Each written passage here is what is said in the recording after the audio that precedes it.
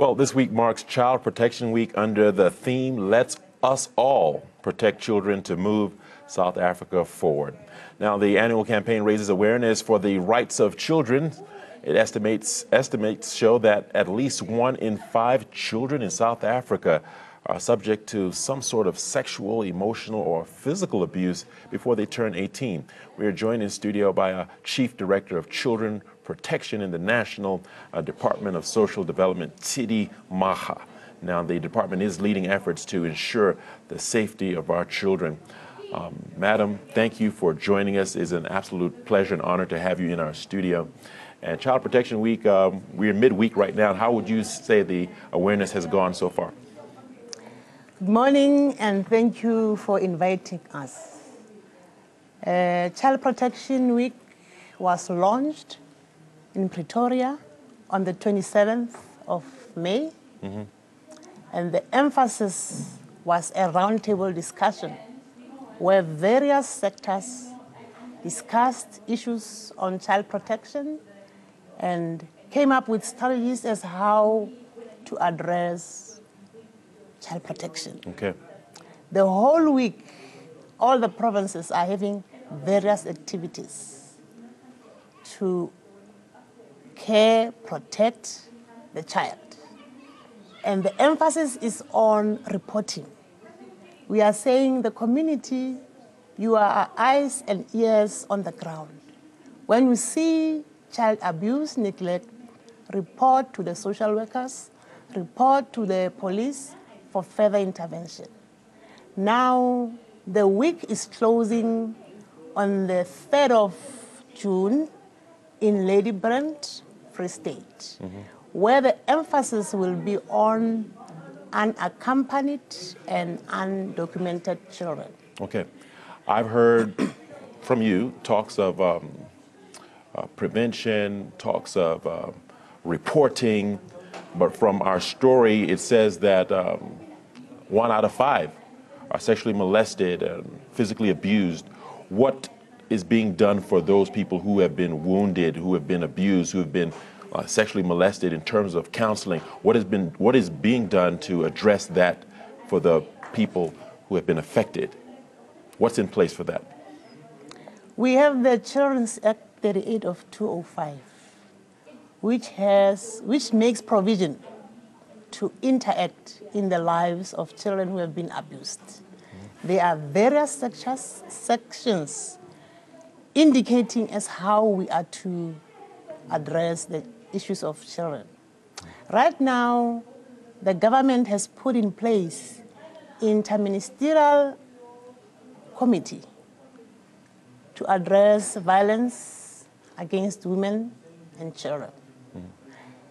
It has 3 pillars. The first pillar is about prevention and protection. The second pillar is about response. How do we respond to the very example you have said, sexual molestation? So we have steps as how to respond to children who have been affected. And the third pillar is about care and support, where we care, support the children and the families. We might not be doing very well, but we have prescripts as how to go about, and we are trying our level best to abide by the prescript. Yes, here and there will be challenges, but we have prescripts, procedures as how to address those issues. Okay. Right now, we are reviewing that program of action, where we want to include civil society, because it takes the whole village to care and protect the children. Like I said, the community is our eyes and ear on the ground. Yes. When they observe that, immediately they report to us. We are in a position to catch the situation. Okay. Well, what I'm saying is I'm hoping that in those prescripts, there are professionals in terms of social workers, in terms of people who handle cases of sexual abuse and physical abuse. I'm hoping there are professionals assigned to deal with the circumstances in various societies, because you're not going to have someone who's been raped or physically abused and not have their emotional needs tended to in terms of psychologists. Are there professional psychologists in the program that will assist children who have been affected? The Children's Act has made provision for who are the professionals. We call them social service professionals, various. There's a social worker, there's a child and youth care worker, there's a community development worker, and we outsource psychologists and psychologists, clinical psychologists to help us address the issues. Those are not in the Department of Social Development.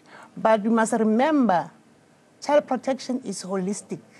There's no one department that can address that. So it's health, it's social development, it's SAPS, it's justice. So together, as a team, we have various roles. All right. Now, moving to another aspect of child protection, we can't talk about children without the parents. We're still seeing the issue of elderly people taking care of grandchildren on their pension fund. What support are they getting from the department to alleviate that situation? I'll always refer to the Act because it's our guiding tool. The Act has made provision for children who don't have parents as how to address them.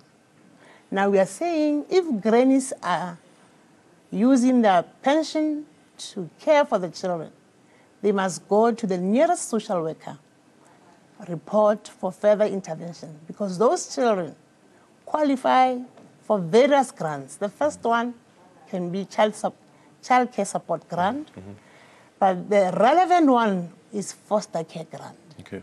Where these children will be assessed, the whole family will be assessed, and the children will be put in the care of the granny. The granny will then qualify for a grant called foster care. Okay. That grant will be used now to maintain the family. Okay. And the social worker will continuously monitor the family to ensure that child protection is upheld. Okay. Now, again, the term child protection is quite broad. For your program this week and going forward, what stats would you be looking at to indicate that you're doing a great job or there has been improvement in child protection down the line? What stats? What stats would you be looking at to see that there's been improvement in child protection? I mean, in terms of the rape case falling, or in terms of there's been less physical abuse. I mean, do you have a stat that shows the number of people who've been abused in, say, the month of February or so? Would you be following a stat which shows that it has dropped or has increased? Would the government be following such statistics to indicate their success or not? Okay, thanks. Let me explain. This week is just to conscientize South Africa about child protection. But throughout 365 days, we continuously care and protect the children. At this moment, I don't have the stats, but I know we have something called Child Protection Register, where we record all the children who have been abused, and that is part A. Part B, it's about the people who have violated the rights of the children.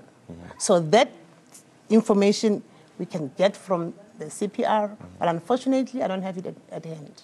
All right. Okay, because it is very important to make sure we're doing a great job and to make sure that we're improving upon what we do week by week, month by month, and year by year. Finally, before I let you go, what important message, finally, would you like to get out to the vast majority of the people of South Africa regarding Child Protection Week?